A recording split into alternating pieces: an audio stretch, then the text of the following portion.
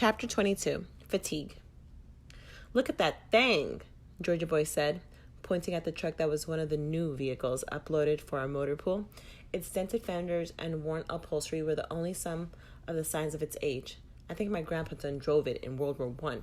Ain't nothing that us Marines can't patch up, is there?" I nodded my head and rubbed my sore shoulder.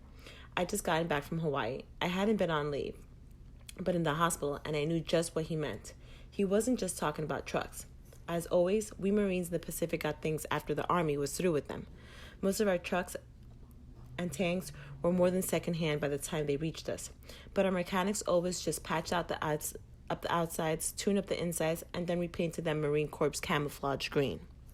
Truth be told, we Marines were kind of fond of those old used vehicles. We had a lot in common with them. We, too, were always being patched up, dropped somewhere, and told to do the best we could do with what we had. And we did it. When we weren't sending or receiving messages, we Navajo code talkers also did what we had to be done. If stretcher bearers were needed, we were stretcher bearers. If people were thirsty, we were water carriers. But those battles took much out of us, grandchildren. We needed time to rest before we were ready to go into combat again. And about the only time we were given even a little vacation was when we'd been hurt in action, as I had been. During the last few days of fighting in Guam, I'd gotten my own chance for one of those little vacations. A few enemy soldiers who refused to give up were still left in the jungle. One of them was a sniper who caught me in his sights. One moment I had been walking along, the next I heard a sound like the buzzing of an angry bee, just as something slapped me on my shoulder. It felt like someone hit me with the palm of his hand. But when I looked at my shoulder, I saw blood welling out and felt my knees getting weaker. "Medic!" somebody was yelling. It took me a minute to realize that the voice was Smitty's and that Georgia Boy had picked me up off the ground and was carrying me at dead run. I tried to make a wisecrack about him mistaking me for a football, but blacked out before I could say it. When I woke up, there was a bright light in my eyes, and somebody was digging into my shoulder with a scalpel. I was in the operating room on a ship. I only got a small wound for that bullet. It passed through pretty cleanly without hitting much else before it came out the other side. It was easy for the medic to patch me up. My shoulder hardly even got stiff from it, although I do feel it now on winter nights. It is hardly worth mentioning. I speak of it only to explain why I was forced to head for Hawaii while other men who fought harder than I did carried on. Not everyone, though, could carry on. Some of the men on the hospital ship with me didn't have any visible wounds, but were badly hurt. They had kept going forward until not just their bodies were worn out, but their spirits. They hadn't been physically wounded, but now were unable to do anything. Some just stayed in bed and cried. Some sat up babbling words with no meaning while tearing at their own hairs and clothing. Others just stared off into space.